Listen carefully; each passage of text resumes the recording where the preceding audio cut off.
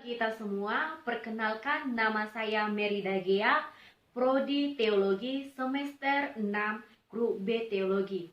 Saya membuat video ini untuk memenuhi persyaratan mata kuliah saya, yaitu praktek khotbah dalam ujian UTS. Damai sejahtera Allah yang melampaui segala akal, itulah yang memelihara hati dan pikiran kita dalam Yesus Kristus. Mari kita berdoa. Bapa Sorgawi, Allah kami yang kami kenal di dalam Yesus Kristus, pada saat ini kami datang di hadapan-Mu ya Tuhan, untuk memuji dan memuliakan nama-Mu, atas kebaikan Tuhan dan pertolongan Tuhan di dalam kehidupan kami mengucap syukur buat itu semua Tuhan. Tibalah saatnya kami untuk dengar-dengaran akan kebenaran firman-Mu. Oleh karena itu, kami menyerahkan kehidupan kami ke dalam tangan pengasihan-Mu saja. Engkau yang menguasai hati dan pikiran kami, dan Engkau yang berikan hikmat bagi kami, supaya kami mengerti apa kehendak Tuhan di dalam kehidupan kami, dan boleh menjadi kekuatan bagi kami, boleh menjadi pengharapan bagi kami di tengah-tengah kehidupan kami pada saat ini. Ini juga hamba-Mu ya Tuhan, Engkau yang mengurapi dan Engkau yang memberikan hikmat kebijaksanaan yang berasal dari Engkau, supaya hamba-Mu boleh menyampaikan firman-Mu di tengah-tengah jemaat-Mu pada saat ini. Dalam nama Yesus Kristus kami telah berdoa padamu. Amin. Bapak, Ibu, Saudara-saudari yang terkasih di dalam nama Tuhan Yesus Kristus, firman Tuhan yang menjadi bahan renungan kita pada saat ini tertulis dalam Markus pasal 10 ayat 35 sampai 45. Markus pasal 10 ayat 35 sampai 45. Demikianlah firman Tuhan. Permintaan Yakobus dan Yohanes bukan memerintah melainkan melayani.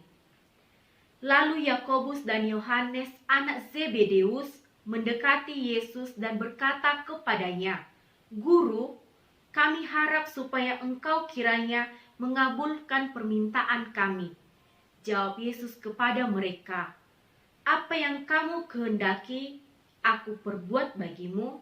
Lalu kata mereka, "Perkenankanlah kami duduk dalam kemuliaan-Mu kelak, yang seorang lagi di sebelah kanan dan yang seorang lagi di sebelah kiri-Mu." Tetapi kata Yesus kepada mereka, "Kamu tidak tahu apa yang kamu minta. Dapatkah kamu meminum cawan yang harus kuminum dan dibaptis dengan baptisan yang harus kuterima?" Jawab mereka, "Kami dapat." Yesus berkata kepada mereka, "Memang kamu akan meminum cawan yang harus kuminum dan akan dibaptis dengan baptisan yang harus kuterima. Tetapi hal duduk di sebelah kananku atau di sebelah kiriku, aku tidak berhak memberikannya. Itu akan diberikan kepada orang-orang bagi siapa itu telah disediakan." Mendengar itu, ke-10 murid yang lain menjadi marah kepada Yakobus dan Yohanes. Tetapi Yesus memanggil mereka lalu berkata, "Kamu tahu bahwa mereka yang disebut pemerintah bangsa-bangsa memerintah rakyatnya dengan tangan besi, dan pembesar-pembesarnya menjalankan kuasanya dengan keras atas mereka. Tidaklah demikian di antara kamu. Barang siapa ingin menjadi besar di antara kamu, hendaklah ia menjadi pelayanmu. Dan barang siapa ingin menjadi terkemuka di antara kamu, hendaklah ia menjadi hamba untuk semuanya. Karena Anak Manusia juga datang bukan untuk dilayani, melainkan untuk melayani dan untuk memberikan nyawanya menjadi tebusan bagi banyak orang." Sejauh demikian pembacaan firman Tuhan. Saudara-saudari yang terkasih di dalam nama Tuhan Yesus Kristus, salam sejahtera buat saudara-saudari sekalian dimanapun berada pada saat ini. Damai dan sukacita oleh Roh Kudus kiranya senantiasa melimpah di dalam kehidupan kita pribadi lepas pribadi. Di zaman sekarang ini, manusia selalu berusaha untuk mendapatkan kuasa, jabatan, dan kedudukan. Pada masa sekarang ini, banyak yang berjuang secara mati-matian, bahkan berusaha untuk mendapatkan suatu jabatan, baik secara nepotisme, di mana ia berusaha untuk mendapatkan kedudukan karena adanya keluarga atau backing yang mempunyai jabatan yang dapat memberikan kedudukan atau tempat yang layak baginya. Ya, maka di dalam Markus pasal 10 ayat 35 sampai 45 dibagi menjadi 3 poin. Poin yang pertama ayat 35 sampai 40 yaitu permintaan ibu Yakobus dan Yohanes. Dan yang kedua yaitu ayat yang ke-41 sampai 42 yaitu mengenai penguasaan atau pemerintahan. Dan yang ketiga yaitu poin yang ketiga ayat yang ke-43 sampai 45 mengenai pelayanan atau kepemimpinan yang melayani. Kehidupan untuk mendapatkan kedudukan yang tinggi dengan cara nepotisme tadi sudah ada, bahkan sudah ada sejak zaman pada Yesus Kristus. Nah, di sini Yakobus dan Yohanes beserta ibunya meminta kepada Yesus atau memanfaatkan secara kekerabatan bahwa Yesus merupakan sepupu dari Yohanes dan Yakobus. Nah, kita mengetahui di ayat yang ke-37 dikatakan, lalu kata mereka, perkenankanlah kami duduk dalam kemuliaan-Mu kelak, yang seorang lagi di sebelah kanan dan yang seorang lagi di sebelah kiri-Mu. Permintaan kedua murid Yesus ini sangat mengecewakan hatinya sebagai seorang guru, sehingga pada akhirnya ia mengajarkan bagi mereka bagaimana menjadi seorang pemimpin untuk mendapatkan kedudukan yang sebenarnya. Di ayat ke-38 dikatakan, tetapi kata Yesus kepada mereka, kamu tidak tahu apa yang kamu minta. Dapatkah kamu meminum cawan yang harus kuminum dan dibaptis dengan baptisan yang harus kuterima? Nah, pernyataan Yesus ini kepada Yakobus dan Yohanes tidak begitu mendalam, sehingga Yakobus dan Yohanes menganggapnya jawaban Yesus itu asal saja, sehingga mereka mengatakannya, kami dapat melakukannya. Tetapi pada yang seharusnya di kejadian yang akan datang, pada saat Yesus disalibkan, mereka tidak dapat melakukan apa yang dikatakan mereka, yang mereka katakan kami dapat, namun tidak dapat dilaksanakannya. Nah, Yesus berkata kepada mereka, jikalau ingin menjadi pelayan, harus ia melakukan. Dalam ayat ke-43 sampai 45 dikatakan demikian. Tidaklah demikian di antara kamu, barang siapa ingin menjadi besar di antara kamu, hendaklah ia menjadi pelayanmu. Dan barang siapa ingin menjadi terkemuka di antara kamu, hendaklah ia menjadi hamba untuk semuanya. Karena Anak Manusia juga datang bukan untuk dilayani, melainkan untuk melayani dan untuk memberikan nyawanya menjadi tebusan bagi banyak orang. Saudara-saudari yang terkasih di dalam nama Tuhan Yesus Kristus, tema kita pada minggu ini yaitu kepemimpinan yang melayani. Kepemimpinan yang melayani. Bapak, Ibu, saudara-saudari yang terkasih di dalam nama Tuhan Yesus Kristus, seorang pemimpin selalu atau berada posisinya pada tempat yang teratas, atau yang selalu disegani, atau yang selalu dihormati oleh para anggotanya.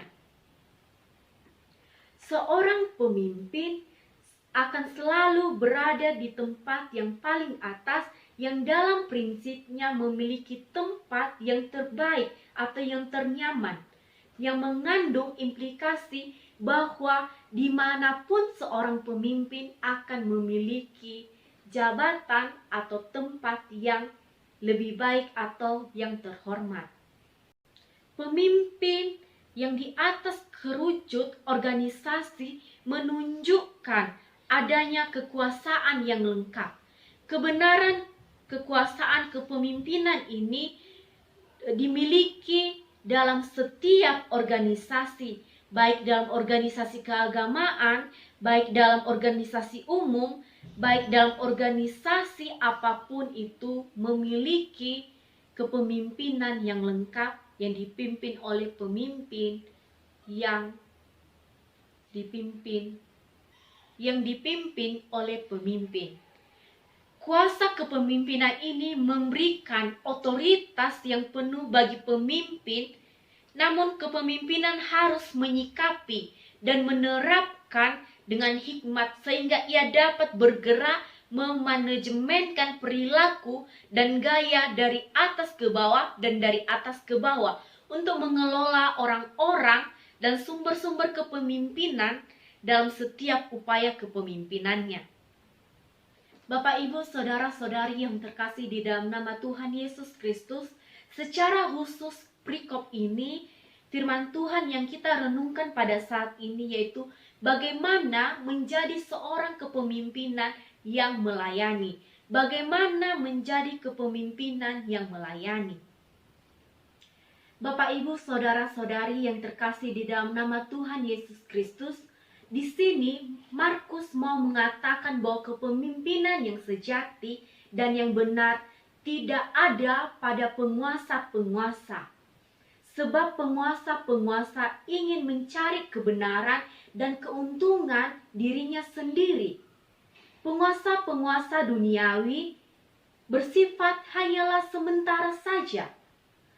Karena penguasa duniawi berlangsung silih berganti. Ya, maka di sini tidak ada yang namanya kekekalan. Kekuasaan yang sejati dan benar hanya terjadi pada kerajaan Allah saja. Atas kehidupan, ajaran, dan karyanya merupakan suatu model kepemimpinan yang sangat luar biasa. Oleh karena itu, terfokus hanya kepada saja melayani sebagai kekuatan utama dalam kepemimpinannya. Bapak, Ibu, Saudara-saudari yang terkasih di dalam nama Tuhan Yesus Kristus, kebenaran ajaran Yesus mengenai kepemimpinan yang melayani menyentuh ada 4 aspek yang kita pelajari pada saat ini. Yang pertama yaitu kepemimpinan yang melayani diawali dengan panggilan Tuhan. Dalam ayat ke-40, panggilan ini adalah dasar yang kuat sebagai visi dan misi kepemimpinan yang akan diembankan. Panggilan ini juga memiliki otoritas. Panggilan ini memiliki otoritas khusus bagi kepemimpinan yang memimpin, sehingga ia menemukan dirinya sebagai pemimpin yang kompeten, yang andal untuk memimpin. Nah, yang kedua yaitu kepemimpinan yang melayani yang diisi dengan keandalan. Yang diisi dengan keandalan dalam arti membina hubungan yang oleh pemimpin yang mampu dan mengandalkan atau andal dalam membangun, membina serta menjaga hubungan-hubungan dari anggotanya, sesama rekan kerjanya, sehingga kepemimpinannya ini menjadi kondusif. Dampak dari keandalannya ini dalam membina kepemimpinan yang senantiasa untuk mampu untuk berdiri bersama dengan hubungan-hubungan dan mampu menciptakan yang dari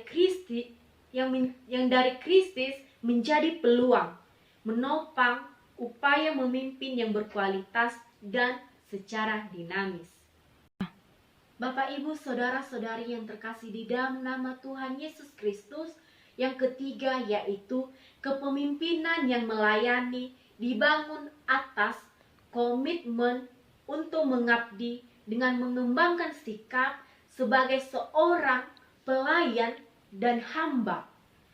Komitmen membangun sikap seperti ini meneguhkan kepemimpinan dengan etika moral dan etos yang kuat untuk mempertahankan integritas sebagai pemimpin yang rohani dengan indikator rendah hati, lembut, sabar, murah hati, dan rela berkorban bagi setiap anggotanya yang ia pimpin. Dan yang keempat yaitu kepemimpinan yang melayani, ya, dalam arti melayani dengan dedikasi yang tinggi, dengan rela berkorban.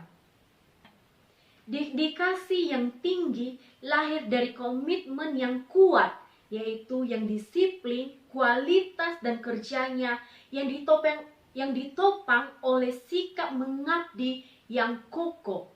Prinsip dasar kepemimpinan yang melayani dikembangkan dari ajaran Tuhan Yesus yang dapat memperlihatkan adanya pola kepemimpinan yang unggul sebagai dasar pilihan terbaik.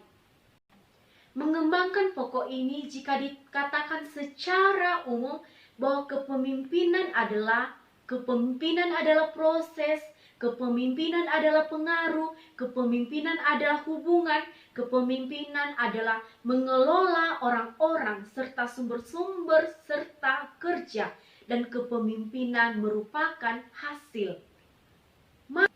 Kepemimpinan yang melayani. Kepemimpinan yang melayani ini akan selalu termotivasi dengan melayani sebagai bagian dalam kehidupannya, gaya hidupnya, serta perilakunya dalam kesehariannya. Tuhan mengetahui kecenderungan hati semua orang, yaitu ingin menjadi besar, karena Ia berkata, "Barang siapa ingin menjadi yang terkemuka di antara kamu, hendaklah ia menjadi hamba untuk semuanya." Tuhan Yesus Kristus cenderung untuk melarang manusia untuk menjadi. Tuhan Yesus Kristus tidak cenderung untuk melarang manusia untuk menjadi besar, melainkan memberi arti besar, bahwa besar adalah pelayanannya yang terdepan dan adalah hamba bagi semua orang yang ada di sekitarnya. Tuhan Yesus sedang mentransformasikan kepemimpinan manusia menjadi kepemimpinan Tuhan. Kepemimpinan manusia menjadi manusia besar dalam arti terhormat, dapat disegani, dapat diperhatikan oleh orang, yang dapat disegani dan dihormati dimanapun ia berada. Sedangkan kepemimpinan di dalam Tuhan menjadikan orang yang kecil atau seorang pelayan atau hamba yang rendah hati menjadi terbesar. Dari yang terkecil menjadi terbesar, itulah yang merupakan kepemimpinan atau pelayanan di dalam Tuhan. Tetapi kalau kepada manusia, dari terbesar menjadi yang terkecil itu tidak mungkin. Karena manusia hanya menginginkan kedudukan saja. Tetapi di dalam kepemimpinan Tuhan Yesus, yaitu kepemimpinan yang sejati, Ia datang sebagai hamba yang memimpin hingga Ia rela mati di kayu salib. Bisa kita baca dalam Filipi pasal 2 ayat 8-11. Dikatakan, "Dan dalam keadaan sebagai manusia, Ia telah merendahkan diri dan taat sampai mati, bahkan sampai mati di kayu salib. Itulah sebabnya Allah sangat meninggikan Dia dan mengaruniakan kepadanya nama di atas segala nama, supaya dalam nama Yesus bertekuk lutut segala yang ada di langit dan yang ada di bumi dan yang ada di bawah bumi. Dan segala lidah mengaku Yesus Kristus adalah Tuhan bagi kemuliaan Allah Bapa. Kepemimpinan yang menderita dan rela mati bagi orang-orang yang ia pimpin hanya dilakukan oleh satu-satunya kepemimpinan Yesus Kristus saja. Nah, jika kita ketahui dalam sebuah perusahaan, seorang pemimpin atau seorang bos, kalau bos kan dia memerintah anggotanya.